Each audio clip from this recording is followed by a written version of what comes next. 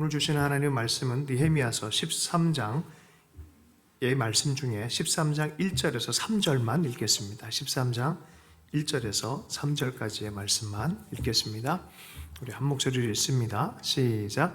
그날에 모세의 책을 낭독하여 백성에게 들렸는데 그 책에 기록하기를 암몬 사람과 모압 사람은 영원히 하나님의 총회에 들어오지 못하리니 이는 그들이 양식과 물로 이스라엘 자손을 영접하지 아니하고 도리어 발람에게 뇌물을 주어 저주하게 하였음이라. 그러나 우리 하나님이 그 저주를 돌이켜 복이 되게 하셨다 하였는지라. 백성이 이 율법을 듣고 곧 섞인 무리를 이스라엘 가운데에서 모두 분리하였느니라. 아멘. 리빌드 위대한 결단 다섯 번째, 삶의 원칙을 계속 보수 개혁하라라는 제목으로 해서 말씀을 나누겠습니다. 느헤미야 익스프레스예요. 느헤미야만 가지고 수십 시간 강해하는 분도 계신데 우리 이번 주 다섯 번째 시간으로 느헤미야를 마무리합니다. 오늘 말씀 보면은 그날이라는 표현을 쓰고 있어요. The day, 느헤미야의 그 꿈의 날입니다. 정말 140년 동안 성벽 재건이 안 되어졌고 영적으로는 허물어지고 수치를 당하고 이런 삶의 현장을 말씀을 들고 기도하면서 간절하게 열망했던 그 시절에 꿈꿨던 그날이에요. 여러분, 꿈은 이루어집니다. 할렐루야. 하나님 주신 꿈, 하나님 때문에, 말씀 때문에 품었던 꿈은요, 반드시 이루어지게 돼 있습니다. 성전을 드디어 봉헌하는 날이에요. 그날에 대한 얘기예요. 부흥회도 했고, 성벽도 완성됐고, 기쁨도 있고, 말씀 잔치도 했고, 그리고 나서 성벽 전체를 하나님 앞에 봉헌하는 그날이에요. 드디어 여기까지 온 것을 조금 회상을 해보면은 그냥 왕궁에 살았던 평범한 공무원 관료인 사람이 하나님의 백성과 말씀이 부딪히고 또 내 인생의 내가 누구인지를 알기 때문에 말씀 앞에 머물러 있다.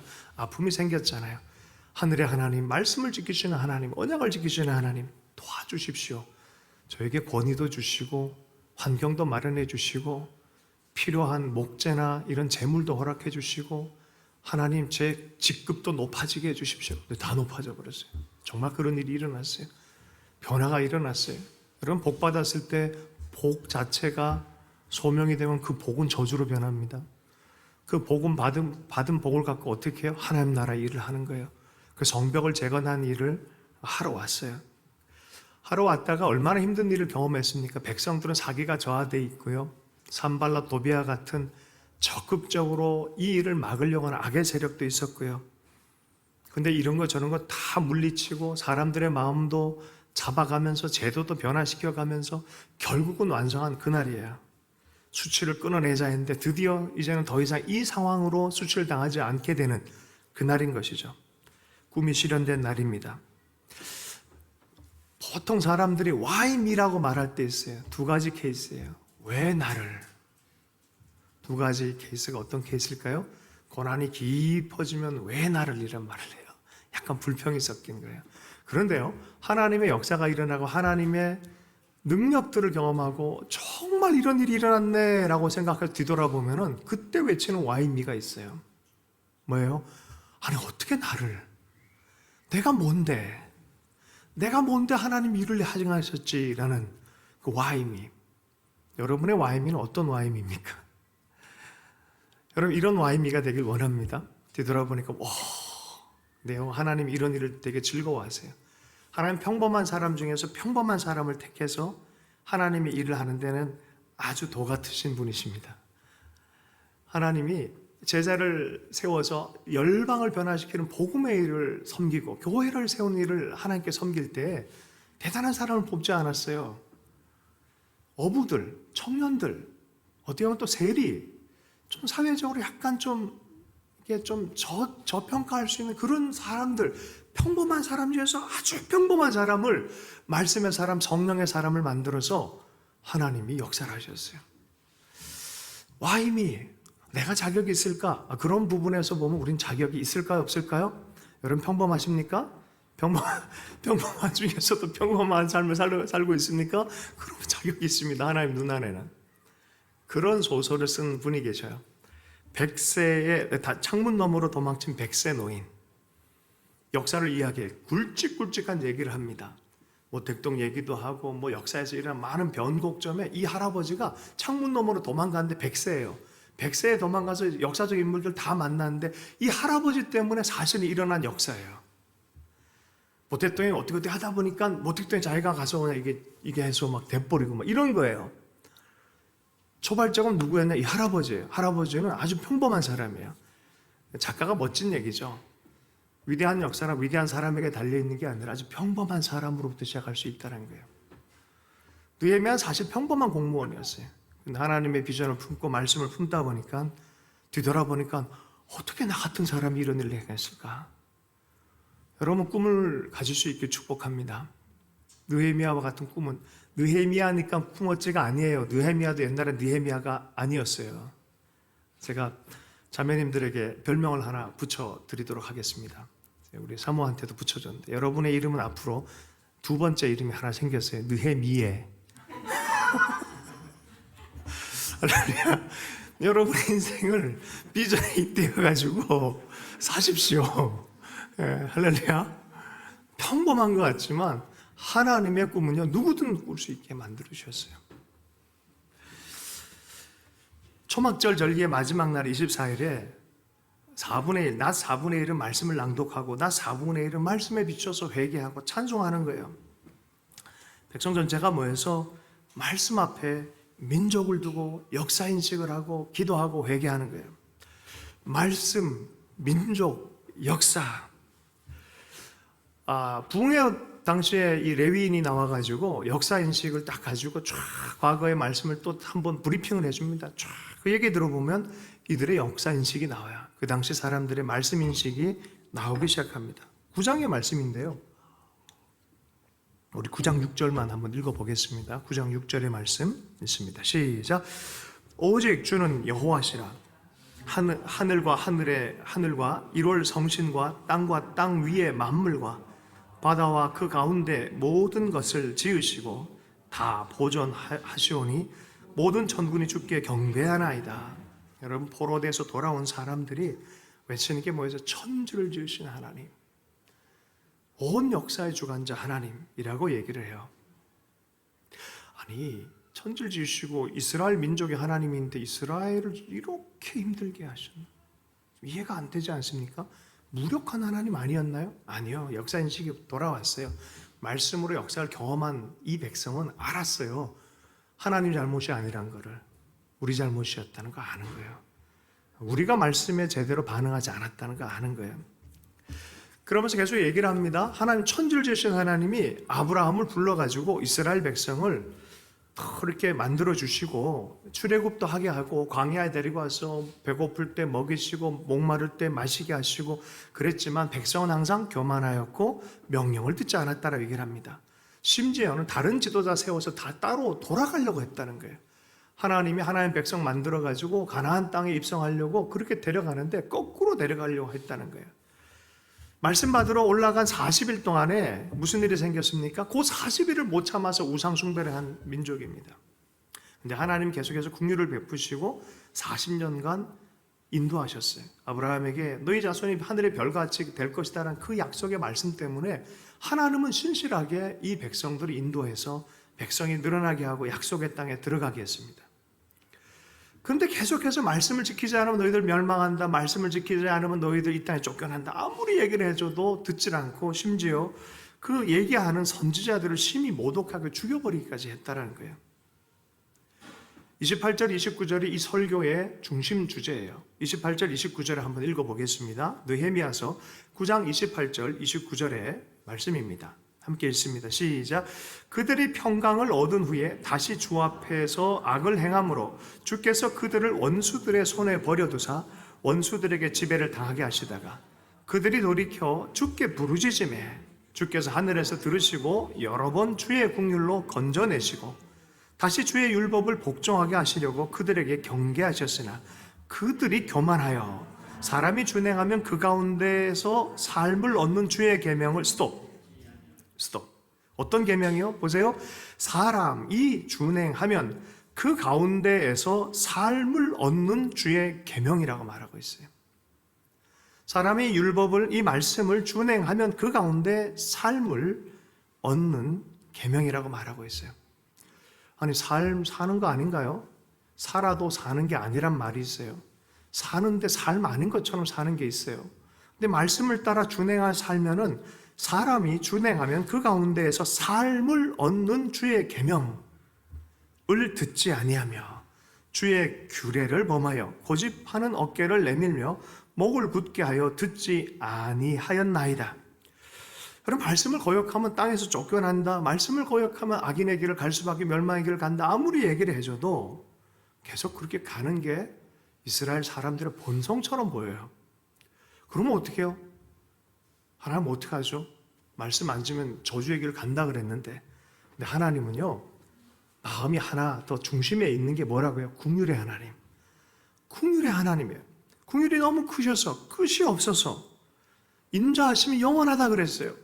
그러다 보니 하나님은 끊임없이 이들이 돌이키려고 조금만 신호를 보내도, 성경 중에 제일 웃긴 왕이 아합 왕이거든요. 진짜 나쁜 왕인데 죽을 것 같으니까 그 순간에 살짝 옷깃을 이렇게 하고 걷는 것도 이렇게 그래요. 하나님 보면서 잠시 연기만 했을 뿐인데 하나님이 용서해 주세요. 야, 아니 이게 죽어도 마땅한데 하나님의 긍휼이 많기 때문에 조금이라도 돌아오려고 하면은 하나님 기회를 주시는 분이세요. 그 뒷부분에 있어요. 30절, 31절 읽겠습니다. 9장 30절, 31절 읽습니다. 시작.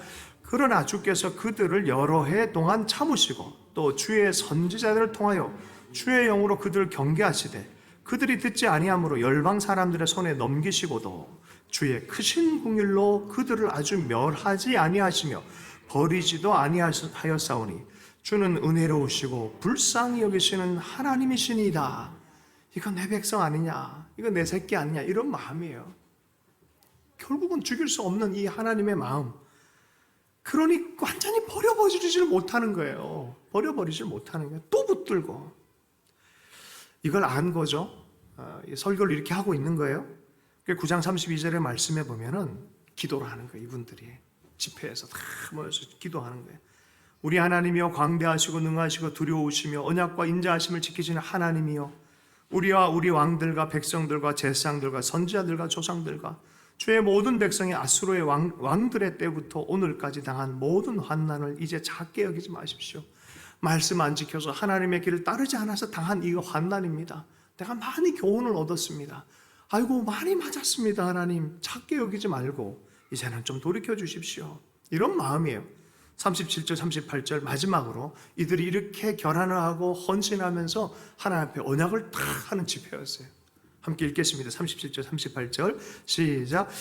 우리의 죄로 말미암아 주께서 우리 위에 세우신 이방 왕들이 이 땅에 많은 소산을 얻고 그들이 우리의 몸과 가축을 임의로 관할하오니 우리의 곤란이 심하오니 우리가 이 모든 일로 말미암아 이제 견고한 언약을 세워 기록하고 우리의 방백들과 레위 사람들과 제사장들이 다 임봉하나이다 했느니라. 말씀 앞에 역사 앞에 뒤돌아보니까 아이고 우리가 이렇게 살았습니다. 우리 민족이 계속 그렇게 살았는데 이제는 그렇게 안 살겠습니다.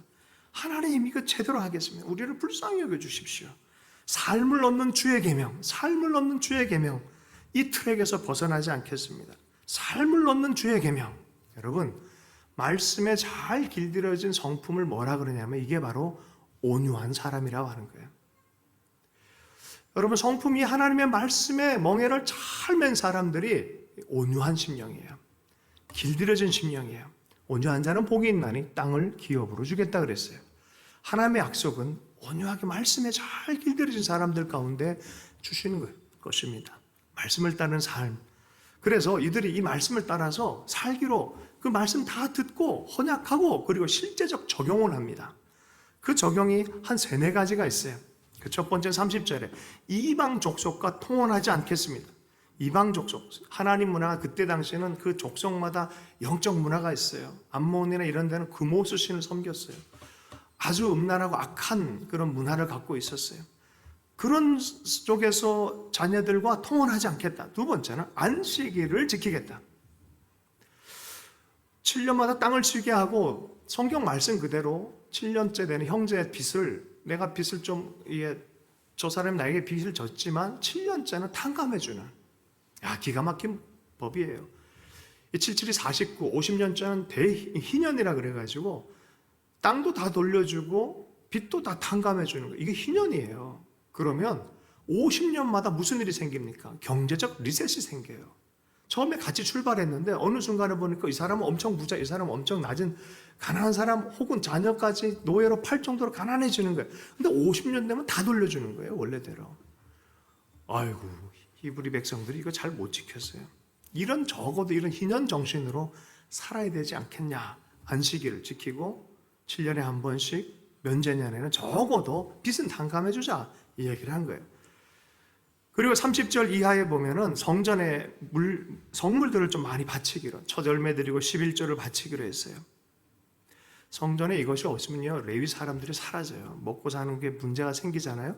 성전 중심적으로 일하는 사람들이 사라져요. 그런 사람 사라지면 말씀 읽어주는 사람도 사라지고, 성전에 예배 드리는 사람도 사라지고, 기도해주고 안식일을 지켜주라는 사람도 다 사라지기 때문에 이게 중요한 문제예요. 성경에서 보면 말라기에 유일하게 하나님을 시험하라는 부분이 이 부분이에요. 11조에 대한 얘기입니다. 다른 건 시험하라는 얘기는 없는데 이거 갖고 시험해라. 11조 내보면 어떻습니까? 처음 11조 이렇게 배우고 말씀대로 해보다 보면 어떤 마음이 듭니까? 돈 빼앗기는 것 같은 느낌 들지 않습니까? 여러분, 11조는, 헌금은 돈이 많은 사람이 드리는 게 아닙니다. 돈이 많아서 드리는 게 아니라 은혜가 있어서 드리는 거라는 말이 있어요. 하나님이 시험해봐라. 야, 니들 이렇게 눈먼 거 좀 속이고 11조 안 내고 이런다 보니까 이게 엉망이 되지 않았냐. 하나 시험해봐라. 11조 그건 니네 게 아니다, 내 것이다 라고 말해요. 하나님이 시험해보라는 거예요.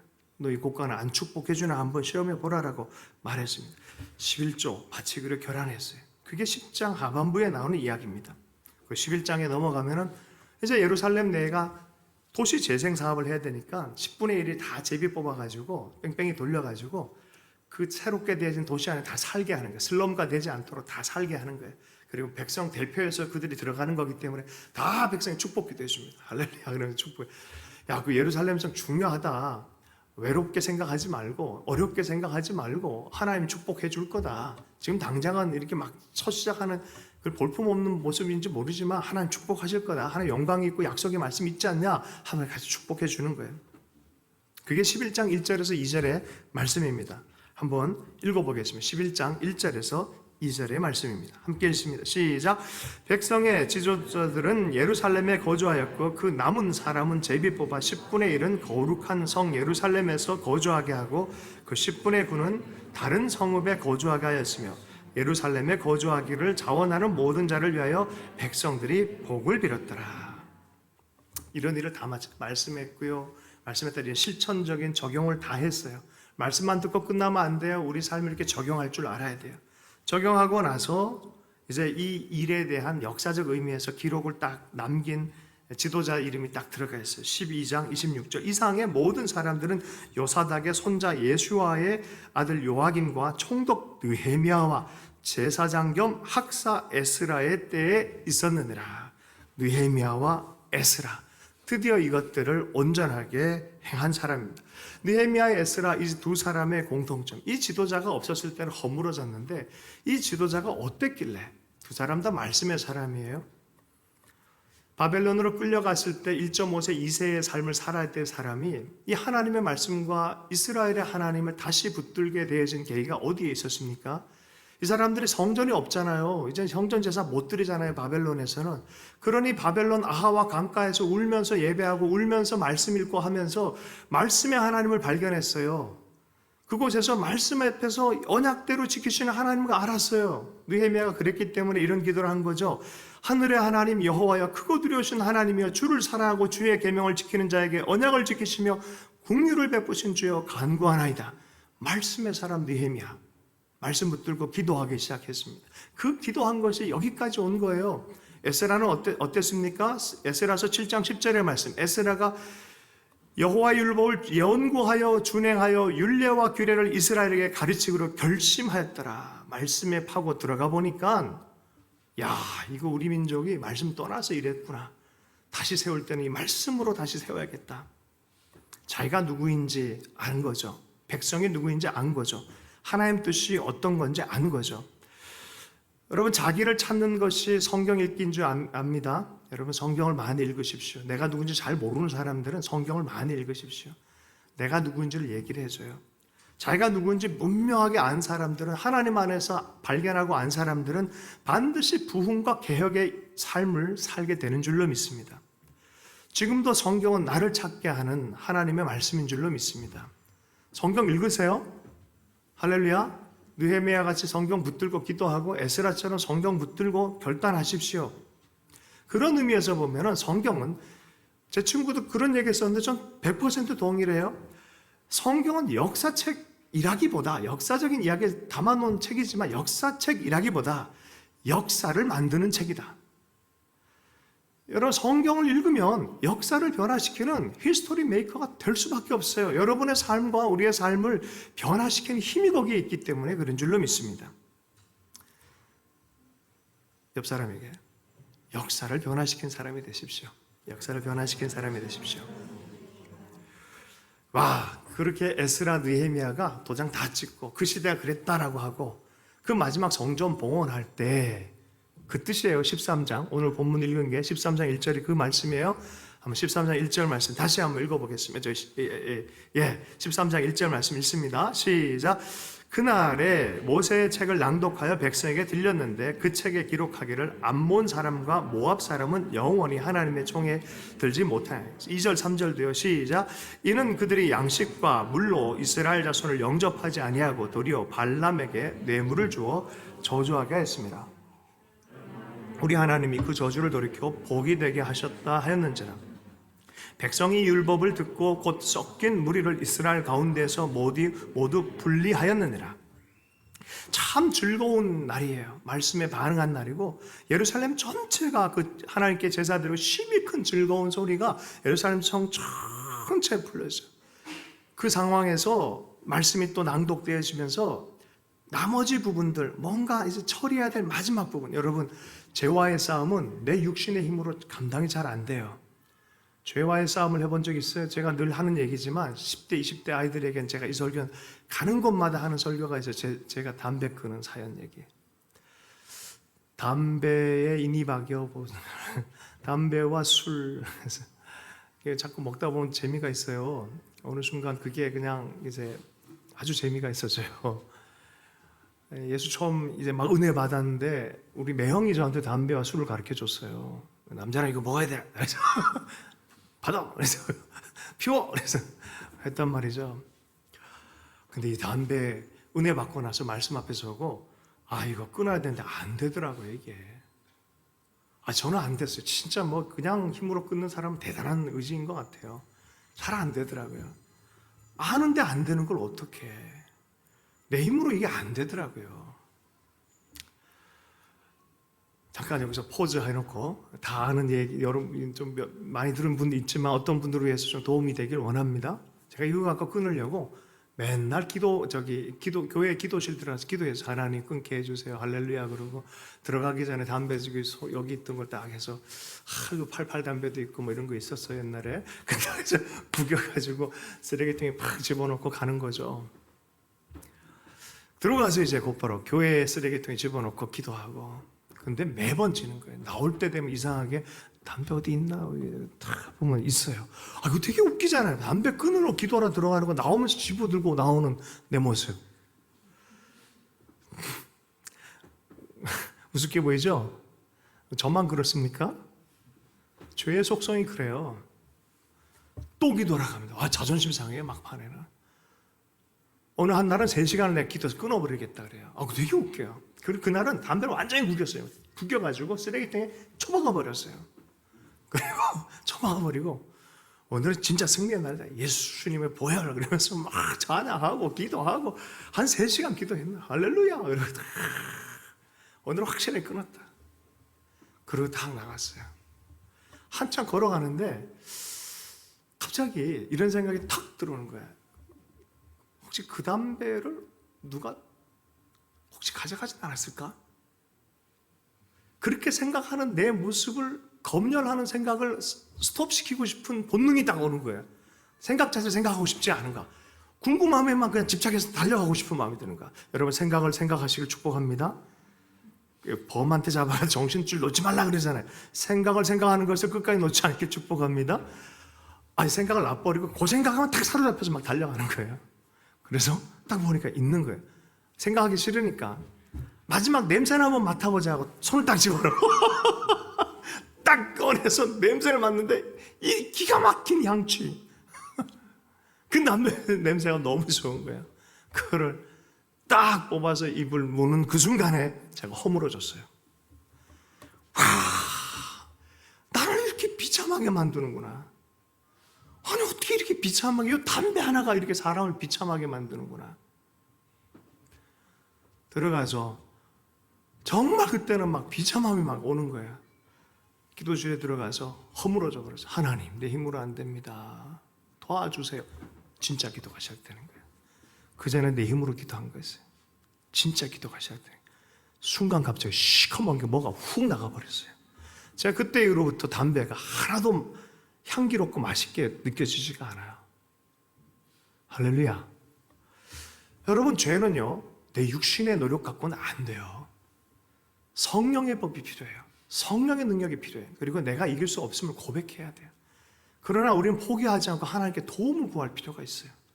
그게 7장에서, 로마서 7장에서 8장으로 넘어오는 부분이에요. 7장에서 오라 공고한 자로다가 이 사망의 몸에서 성령을 따라가고 싶은데 내 육체가 사망의 몸인 걸 어떻게 해요? 버릇이 들여진 거 어떻게 해요? 8장에 넘어가니까 생명의 성령의 법이 죄와 사망의 법에서 나를 해방하였느니라. 이것은 영적 실제이면서 내 삶의 실제도 될 수 있습니다. 아멘이십니까? 여기서 민족 전체가 나서 하나님께 말씀에 반해 충만하고 기쁨이 있고 하나님의 기쁨이 부어지니까 13장 3절의 말씀이 드디어 시작이 되시는 거예요. 백성이 이 율법을 듣고 곧 섞인 무리를 이스라엘 가운데서 모두 분리하였느니라. 온전한 분리가 일어난 거예요. 인종차별하는 소리가 아니에요. 모압과 이 사람들, 우리가 잘 알잖아요. 모압 여인 룻은 하나님의 말씀에 따라서 온전히 변화받고 이스라엘의 최고의 계보 안에 들어가잖아요. 인종차별 소리가 아니라 그 시대의 암몬과 모압은 워낙 악한 문화를 갖고 있었어요. 그 문화와 단절을 해라라는 거예요. 어느 목사님이 사업을 이제 시작하는 그 무슨 예배 있잖아요. 그 설립 예배 같은 그거 하러 와서 좀 해달라 해서 갔더니 예배 잘 드리고 났더니 목사님 좀 비켜달라는 거예요. 목사님 나가려고 했는데 봤더니 돼지머리를 따고 하려고 그 다음에 여기 사원들을 위해가 돼지머리에 고개를 숙이고 있더라고요. 너무 화가 나더라는 거예요. 여러분, 하나님께 그런 식으로 가지 마십시오. 어떤 이 통치자가 그런 얘기를 하죠. 자기 운명, 하나님의 섭리에 의해 세워졌다 그러면서 마지막엔 자기 사주팔자가 좋다라고 강연하고 있더라고요. 여러분, 부부 중에서 부부생활 잘하다가 저기 아내한테 옛 애인과 1박만 좀 이렇게 갔다 오겠다. 364일은 당신을 위해서 있고 하루만 좀 갔다 오겠다. 누가 보내주겠습니까? 머리 쥐어 뜯어버리죠, 그걸. 도장 찍으라 그러죠, 그거를. 근데 우리는 어느 순간에 그렇게 살아가는 거예요. 우리 김유신 장군 얘기 잘 알잖아요. 나라 위해서 일을 해야 되는데 자꾸 옛날 버릇처럼 자꾸 술집에 가니까 어느 하루도 또 작정을 했는데 안 되는 걸 어떻게 해요? 이제 어느 순간 꾸벅꾸벅 졸고 있는데 이 말이 어떻게 갔어요? 그 술집에 또 간 거예요. 그 모습 보고 야, 내 삶이 이렇게 살았구나. 어떻게 했어요? 말을 죽여버렸어요. 에마, 정말 좋아하는 말이었는데 죽여버렸어요. 이게 김유신 장군 이야기잖아요. 여러분이 좋아하고 정말 귀하게 생각했던 거라도 그것이 하나님의 길이 아니라 그러면 잘라낼 수 있길 축복합니다. 잘라낼 수 있길 축복합니다. 그게 뭔지 여러분만 아는 게 있잖아요. 그죠? 잘라낼 수 있길 축복합니다. 하나님의 은혜 안에서 애매모호한 태도를 버리시고 정확하게 잘라낼 수 있기를 원합니다. 그걸 했다라고 얘기하고 있어요. 은혜가 충만하면 이걸 할 수 있다는 거예요. 성령 충만하고 말씀 안에 사로잡히면 할 수 있다고 말씀하는 거죠. 4절부터는 분위기가 좀 반전이 되는데요. 사실 요거는 학자들 논란이 많아요. 요 순간에 요 3절과 4절 사이는 몇 년의 차이가 있어요. 잠깐 돌아오겠다 그랬고 페르시아 왕과 대화하고 또 이런저런 얘기를 하고 돌아온 사이였어요. 모세는 40일 사이에 우상 숭배하는 송아지 우상을 만들었는데 여기도 이 놀라운 개혁 그리고 완벽한 개혁이 또 허물어져 있는 것을 보면서 당황해하는 것이 느헤미야 13장 마지막 장이에요. 야, 이게 된 줄 알았네. 또 이게 문제가 생겼네라는 것이 나왔어요. 이거 개혁해도 안 되는구나라는 절망감이 들 정도입니다. 그 첫 번째 현상이 13장 4절 5절의 말씀 함께 읽어보겠습니다. 4절 5절 말씀입니다. 시작. 이전에 내가 우리 하나님의 전회방을 맡은 제사장 엘리야십이 도비아와 연락이 있었으므로 도비아를 위하여 한 큰 방을 만들었으니 그 방은 원래 소재물과 유향과 그릇과 또 레위 사람들과 노래하는 자들과 문지기들에게 11조로 주는 곡물과 새 포도주와 기름과 또 제사장들에게 주는 거제물을 두는 곳이다. 쉽게 얘기하면은 교회에 재정 장로가 있고 재정 장로방을 도비아한테 내주고 그 일을 맡게 만든 것 격이 돼버린 거예요. 근데 그 도비아는 예수 믿는 사람이 아니라 조폭 출신이에요. 뭐 이런 분위기예요. 이게 엉망이 되는 거 아니겠어요? 그러니까 이 기가 막힌 일이 벌어진 거죠. 느헤미야가 화가 끝까지 난 거예요. 도비아 내쫓습니다. 세간 다 내던져버립니다. 그리고 그 방을 정결하게 하고 하나님의 전의 그릇, 소재물, 유향을 다시 그리로 들여오게 합니다. 여러분, 하나님의 교회에서 하나님의 교회의 문화와 맞지 않는 문화가 있어서는 안 돼요. 교회에 와서 세상 사람 하듯 하면 안 돼요. 정말 그러면 안 돼요. 세상 사람들 방식이 있고요. 하나님 나라의 방식이 있습니다. 우린 십자가에 예수 그리스도의 마음을 품는 문화를 살아야 돼요. 딴 데서는 어떨지 모르지만 교회 들어온 이상은 십자가의 사랑, 하나님 아버지의 마음이 충만한 문화가 형성되어져 있어야 됩니다. 교회가 이상한 이 도비아의 문화가 틈타면요 분열이 일어나요. 서로 물고 뜯기 시작합니다. 네 것 내 것을 합니다. 이 제사장이 왜 이랬을까요 도대체? 뻔히 알면서 느헤미야와 10년 같이 있어놓고 왜 이랬을까요 도대체?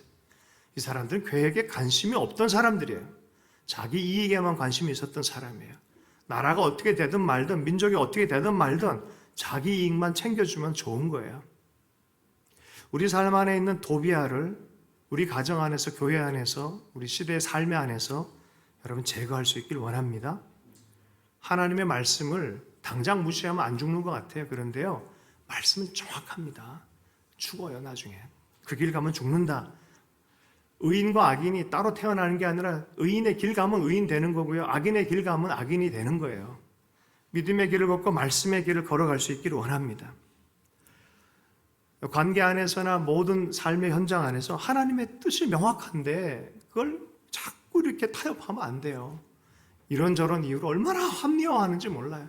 아니 명확하게 있는 건 그냥 들으면 되는데 이상하게 합리화되고 변명이 되고 나만은 좀 다를 것 같고 그런 생각을 하잖아요. 그리고 나서 또 안식일, 지도자들이 그러니까 제사장이 그러고 레위인들은 다 또 나가버리고 제대로 사례도 못 받고 이러니까 다 흩어져서 먹고 살기 위해 다 떠나가버리니까 누가 안식일을 지켜요? 15절 16절 말씀에 보면은 두로 사람들마저도 예루살렘 성에 들어와서 장사를 하는 거예요. 주일날인데 여기 안식일 날에 별별 일이 다 생긴 거예요. 영적인 기준이 무너지니까 경제적인 하나님의 원칙들도 무너져요. 안식일 경제가 있길 축복합니다. 여러분 이 소리를 잘 들으셔야 돼요. 안식일 경제를 꼭 갖길 원합니다. 우리 성도들은 안식일 경제를 가지세요. 안식일 삶을 가지십시오. 이게 뭔 소리냐? 잘 들으셔야 돼요. 제가 사랑하는 지체들이 있어요. 정말 존경하고 귀한 형제인데 하나님의 나라 일을 많이 하기 위해서 참 사업도 열심히 하고 했는데 잘 돼가지고 상점을 하나 더 열었어요. 그 상점을 하나님의 마음으로 잘해서 가난하고 연약한 사람 도우려고 돈을 많이 벌려고 애를 너무 많이 썼어요. 그 다음에 저쪽이 좀 코로나기에는 어려워지기 때문에 한쪽을 제대로 집중하기 위해 가지고 위에다 방을 얻고 또 집중 24시간 집중을 하는 거예요. 그러니 부부 생활이 어떻게 되겠어요? 이제 어떤 일이 벌어져요? 주말 부부같이 된 거예요. 그러니 마음을 맞추고 하나님 앞에 서로 마음을 맞춘 시간도 사라지고 또 힘들게 일하다가 주말에 보니까 하나님께 집중하지도 못하고 그러다 보니까 무슨 일이 벌어져요? 자꾸 잦은 충돌이 나요. 서로 요구만 하고 내 감정을 채우라고 요구만 하고 이러다 보니까 굉장히 어려워진 거예요. 왜요? 삶에 안식이 없어서 그래요. 하나님 안에 안식이 없어서 그래요. 하나님 앞에서 누리는 시간, 하나님 앞에서 누리는 그 즐거움이 빼앗겨져서 그래요. 하나님 앞에 머무는 이 쉼의 시간이 아이고 난 이러면 나 못 먹고 사는데 내 주일날까지 이러면은 내가 겨우 먹고 사는데 주일날에 이거 조금이라도 벌어야 되는데 그렇게 조금씩 타협하다 보니까 주일날을 지키지 못하고 7일 내내 일하는 격이 돼버리면 어떻게 되는지 아십니까? 잘 알려진 예화 있잖아요. 미국의 서부 개척 시대에 동부로 또 사람들이 막 갔잖아요. 빨리 가서 골드러시, 금광 차지하고 하려고. 그래서 한 팀은 쫙 달려갑니다. 한 팀은 안식일을 지키며 갑니다. 결과적으로 나중에 할 때 지쳐가지고 여긴 서로 막 자중질환이 일어나고 막 그런 일이 벌어지죠. 여러분, 안식일은 하나님의 시간과 내 시간을 조율하는 시간이에요. 하나님의 마음과 내 마음을 조율하는 시간이에요. 하나님의 사랑과 내 마음의 사랑의 빈 통에 하나님의 사랑을 붓는 시간이에요. 지체들과 관계에서 막 일하느라고 서로 좀 뻐걱였던 걸 조정하는 시간이에요. 말씀과 조정하고 하나님과 조정하고 예배하면서 은혜 받고 함께 모였을 때 축복하겠다는 그 축복을 받는 날이었어요.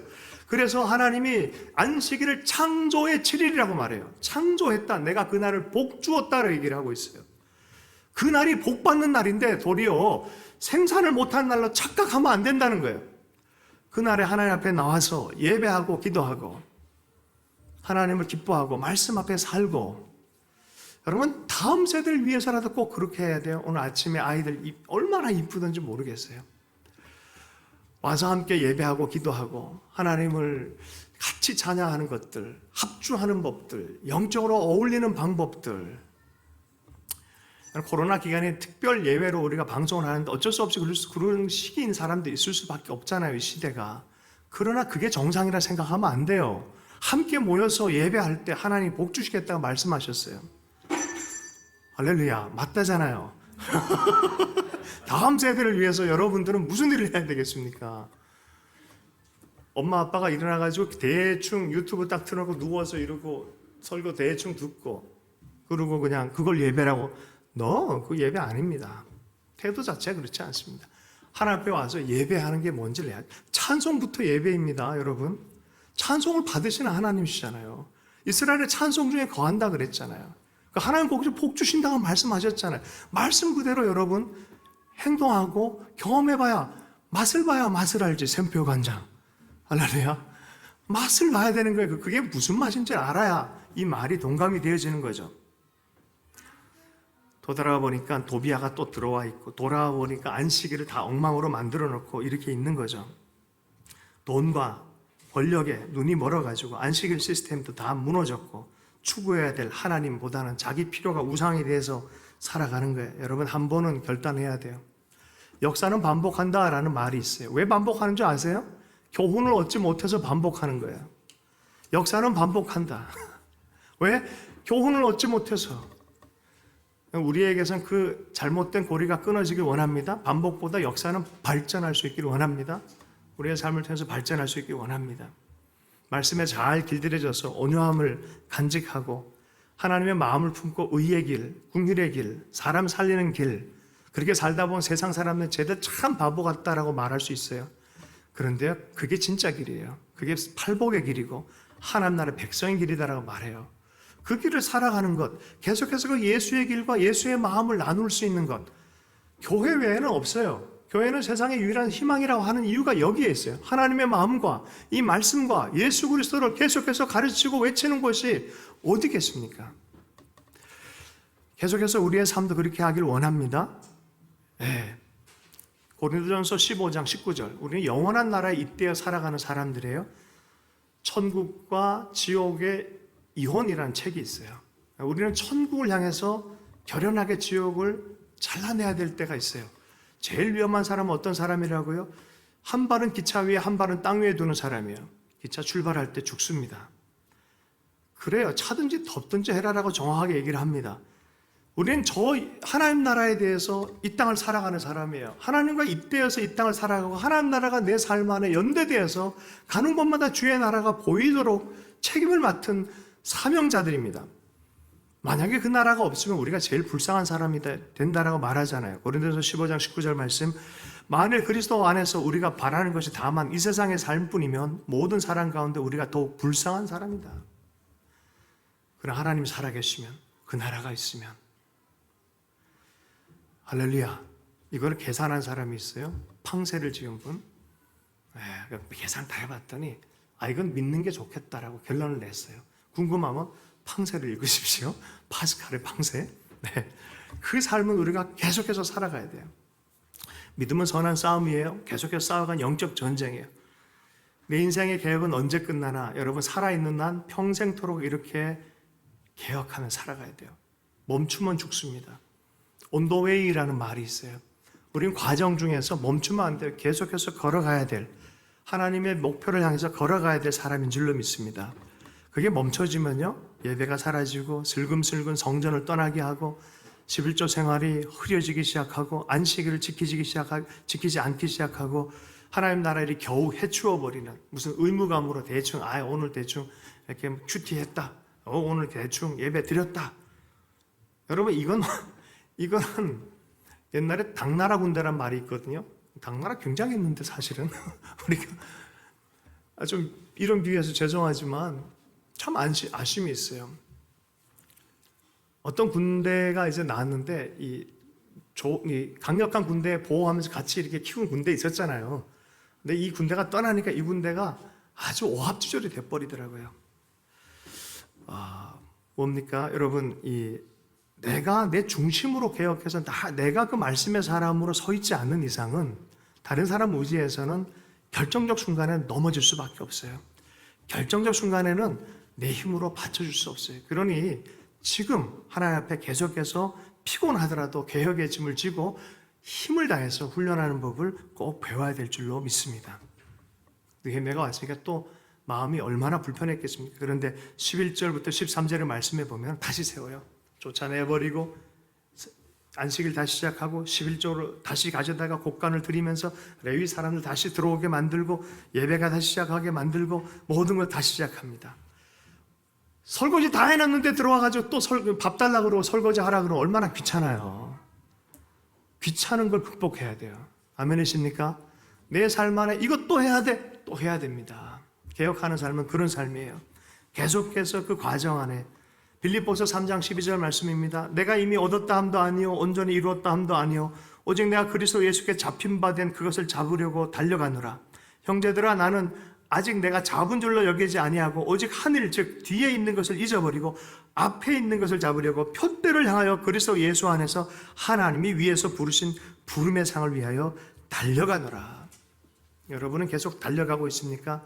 뭔가 삶이 무력해지고 좀 의미 없어지고 여러분 표대를 잃어버린 거예요. 비전을 잃어버린 사람이에요.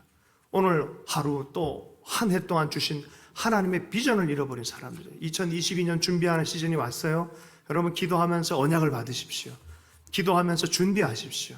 그리고 그 도상의 길을 다시 허리띠를 메고 다시 준비하고 다시 개혁할 준비를 하면서 달려갈 수 있기를 원합니다. 바이러스가 많으면 컴퓨터 어떻게 해요? 리셋하는 거예요. 리셋. 다시 하는 거예요. 다시 부팅시키고 다시 시작하는 것입니다. 다시 씻고 준비하는 것입니다. 옛날에 정덕희란 분이 있어요. 행복 가소서하고 행복 전도사라고 했었던 분이 우울증에 많이 눌려 있을 때 어느 날 갑자기 각성이 일어나가지고 맨 처음 한 것이 머리 질끈 메고 일어나서 태양빛부터 들어오게 커튼부터 쫙 치는 일부터 했다 그래요. 근데 어떤 사람은 그 일이 별거 아닌 것 같지만 어떤 사람은 너무 중요한 일인 거예요. 커튼 한번 딱 쳐가지고 딱 묶어놓고 태양빛이 들어오게 하는 그 일부터 시작하게 했다는 거죠. 여러분 이런 결단들 우리 삶 안에 있기를 원합니다. 느헤미야 13장 23절 24절의 말씀에 보면 이방 여인 아내로 맞았던 사람들은 모압 암몬 사람들을 보니까 아이들이 태어났는데 자녀들이 히브리어를 못하고 이방 언어를 하고 있는 거예요. 와, 이게 기절할 노릇이에요. 몇 년 사이에 이런 일이 생긴 거죠. 느헤미야가 진짜 꼭지가 돌아버렸어요. 어떻게 하나님의 백성, 하나님을 아는 사람이 이렇게까지 감정이입이 막 돼버린 거죠. 여러분, 애들 학교 가면 하지 말라는 게 있어요. 뭘 하지 말라는, 야, 옆에 사람 절대로 꼬집지 말고 머리 당기지 말고 때리지 말아라, 욕하지 말아라 그러잖아요. 이 위대한 어른 느헤미야가 머리끄댕이 쥐고요, 욕하고요, 때려요. 막 그 정도로 화가 끝까지 난 거예요. 할렐루야. 느헤미야도 했으니까 그랬다. 뭐 예수님이 엎었으니까 나도 엎겠다. 여러분은 예수님이 아니에요. 여러분은 느헤미야처럼 혼자 산다. 절대 그러면 안 돼요. 그 정도로 하나님의 영광의 말씀이 기준이 뭔지 알았기 때문에 아픈 마음으로 일들을 하면서 다 다시 시작을 하게 하는 거죠. 암몬과 모압의 문화를 분리하라는 거예요. 정확하게 하나님의 가치관이 들어가게 하는 거예요. 다시 얘기하지만 룻이 모압 여인이었지만 하나님의 말씀으로 살아갈 때 그건 받아들여지는 거예요. 여러분 아세요? 전 세계 제일 큰 회당의 치프 랍비 중에 한 명이 하프 한국인이에요. 여성이에요, 여성. 뉴욕의 제일 큰 회당에 수천 명 모이는 회당에 치프 랍비가 여성이 한국인이에요. 하여튼 그런 의미예요, 그런 의미. 좀 다른 얘기였습니다. 죄가 달콤하지만 하나님의 말씀을 벗어났다. 그거는 단호해야 돼요. 아닌 건 아닌 거예요. 속 사람의 변화까지 온전히 가져야 돼요. 이들이 왜 돌아갔을까요? 자기가 존재적으로는 느헤미야나 에스라가 있을 때는 그게 되는데 혼자 그러지 못해요. 내 속엔. 여기 제사는 왜 이랬을까요? 진짜 개혁에 대한 마음이 없어서 그래요. 내가 오늘 다 그냥 살 것, 오늘은 이쪽 편이네 하고 여기에 붙고 오늘은 저쪽 편에 여기에 붙었을 뿐이에요. 그런 삶에 대해서 단호하게 나가는 사람들은 어떻게 보면은 하나님을 향한 태도이지 사람에게 칭찬받는 태도가 아니에요. 사도 바울이 그렇게 살게 해서 나는 사람의 칭찬을 구하지 않았다. 하나님의 칭찬받기 위해서 일했다는 거예요. 결국은 우리는 사람 앞에 설 것이 아니라 영원하신 하나님 앞에 설 사람들이에요. 하나님 앞에 양심의 거리낌 없이 말씀의 삶을 살아갈 수 있기를 원합니다. 그리고 느헤미야의 마지막입니다. 산발랏의 사위가 되어진 대제사장 엘리야삽의 손자 산발랏의 사위가 됐어요. 이들도 다 내치면서 하나님 앞에 기도합니다. 다시 재개혁을 한 다음에 29절부터 31절 말씀 다 같이 읽겠습니다. 이 30절, 29절 31절까지 읽습니다. 13장 29절에서 31절까지 말씀 읽겠습니다. 시작. 내 하나님이여, 그들이 제사장의 직분을 더럽히고 제사장의 직분과 레위 사람에 대한 언약을 어겼사오니 그들을 기억하옵소서. 내가 이와 같이 그들에게 이방 사람을 떠나게 하여 그들을 깨끗하게 하고 또 제사장과 레위 사람의 반열을 세워 각각 자기의 일을 맡게 하고 또 정한 기한에 나무와 처음 익은 것을 드리게 하였사오니 내 하나님이여, 나를 기억하사 복을 주옵소서. 이게 느헤미야의 끝이에요. 기도로 시작해서 기도로 마무리합니다. 근데 좀 밋밋하지 않아요? 어제 많이 본 장면 아닙니까? 선교의 행전, 역사를 쓴 로마서에 보면은 로마에서 복음을 열심히 고군분투하면서 재판 기다리면서 복음을 전한 바울의 이야기로 끝나요. Acts 28. 밋밋해요. 다음에 어떻게 하는지 얘기를 안 해줘요. 느헤미야에서도 얘기를 안 해줘요. 그 다음 얘기를. 백성이 어떻게 반응했는지 얘기를 안 해줘요. Acts 29을 사십시다. 우리가 하십시다. 우리가 선교하십시다 라고 했던 것처럼 우리가 개혁하십시다. 느헤마야 14. 발음이 꼬이네요. 여러분, 옆 사람에게 당신이 느헤미야입니다. 그렇게 함께 얘기하십시다. 우리가 해내야 되는 거예요. 계속해서 해야 될 삶이에요. 우리는 새로운 피조물로 부름받았고 하나님 나라 연결됐어요. 그러나 이 세상은 여전히 어둠 가운데 있다 그럽니다. 주님 오실 때까지 이 중간의 삶을 멈추지 않고 가는 것이 그리스도인의 삶입니다. 정말 변화된 삶이 그 하나님 나라 연결돼서 살아가요. 두 종류의 사람이 있어요. 이렇게 하나님과 대면해서 말씀으로 살아계셔 하나님 섬기면서 같은 시대를 살아가고 있고요.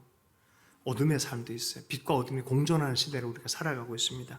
그러나 우리는 이 땅에서 그 땅을 향한 책임을 지고 여전히 계속해서 빛의 삶으로 소금의 삶으로 부름받은 사람이다 라고 말합니다. 여기에 하나님의 특별한 은혜가 있어요. 이렇게 살기로 결정하는 자들 가운데 역대하 16장 9절 말씀. 여호와의 눈은 온 땅을 두루 감찰하사 전심으로 자기의 행하는 자들을 위하여 능력을 베푸시니. 능력을 베푸시니. 느헤미야도 능력을 알았고요. 에스라도 능력을 알았던 사람이에요. 그런 능력을 베푸시는 그 하나님을 기대하면서 개혁의 삶을 우리가 살아갈 수 있기를 원합니다. 주신 말씀 붙들고 잠시 기도하도록 하겠습니다. 삶의 원칙을 계속, 말씀의 원칙을 붙들고 계속 보수하고 개혁하는 삶이 되길 원합니다. 다시 한번 결단합니다 할 때 하나님 약속들에 은혜 주시고 기름 부어 주실 줄로 믿습니다. 그렇게 함께 기도하겠습니다.